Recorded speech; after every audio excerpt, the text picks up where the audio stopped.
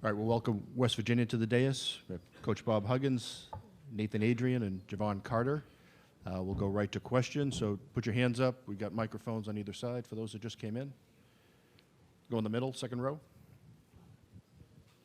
Javon, can you talk about that last sequence there? Was the thought the whole way to go for three since you were down three, or you guys have been dribble penetrating pretty well all game and getting to the line? Did you think about just trying to get two there? Yeah, that was a mistake on my behalf. I knew they had a lot of guys up top. I should have drove it to the basket, but knowing it was a three-point game, I tried to go for the three since I had been hitting. But if I'm in that position again, I'll take it to the basket. Go on the left, third row. Coach, just wondering how frustrating was it for you to see this game so close and yet your team had a hard time making some shots? Hard. Where are you? Hard. But you tell me another team in the country can shoot 26% from the field against the number one seed, 21% from three, and still could have, should have won the game. Well, and I think that says a lot about what kind of guys we have.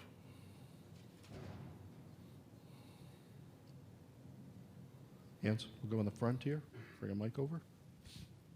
Bob, similar to what you just said, the other thing was your full court press didn't really kill them like a lot of people thought it would, and yet you were right in the game. What did you guys do so well that made this game go down to the wire? Let me try to put this as succinctly as I can.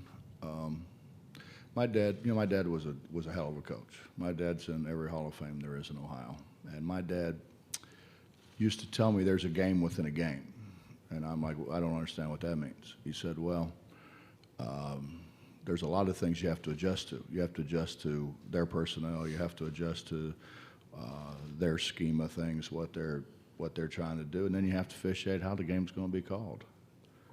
And you know, and we've done that all year. You know, we've tried to. There's times we backed off because you don't want a continual parade to the foul line, so you have to back it off some. And you know, sometimes you can go at it a little harder. It's, you know, it's not as black and white as people would like to think that it is. Go on the left, fourth row. Nathan, how hard was it just as players to get into a flow with all the stoppages, with the fouls and the whistles? Does that make it difficult offensively to get into any kind of flow? Somewhat. You know, you don't really get in a rhythm, but again, we've been dealing with that all year. We foul a lot, just the way we play. So, I mean, still can't shoot 16 for 60. We're going to the back against the wall, far left. Just wondered if what Gonzaga did, if anything, to keep you guys from shooting so well. I didn't hear you. Just wondering if Gonzaga did anything particularly well to keep you guys at a low percentage. We had a shoot-around walk-through today and made every shot. We had shots. We just didn't make them. Their size bothers everybody around the rim. You know,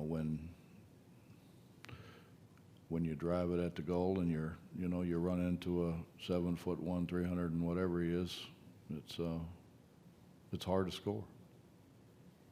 And then we just didn't make shots that we normally make. Back right.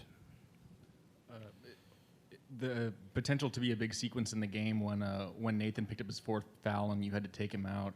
How were you guys able to weather that storm, and what role did Javon play in that? Well, these are the two guys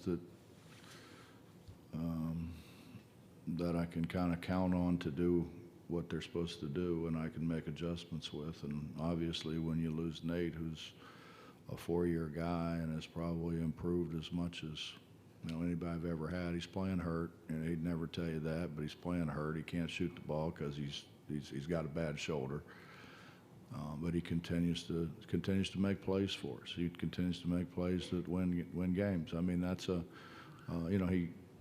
he he gets a couple offensive rebounds for us at the end that could have, helped us win the game. When you take him out of the lineup, it hurts us. But we've played guys all year. We've built depth by playing guys. Guys that don't play anybody and say they don't have depth because they don't play them. You got to play them.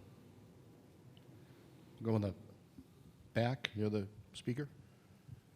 For both you guys, what are your emotions at this point? I'm sure it's got to be really tough when you guys get this far. I mean, is there how long would it take for something like this to get over?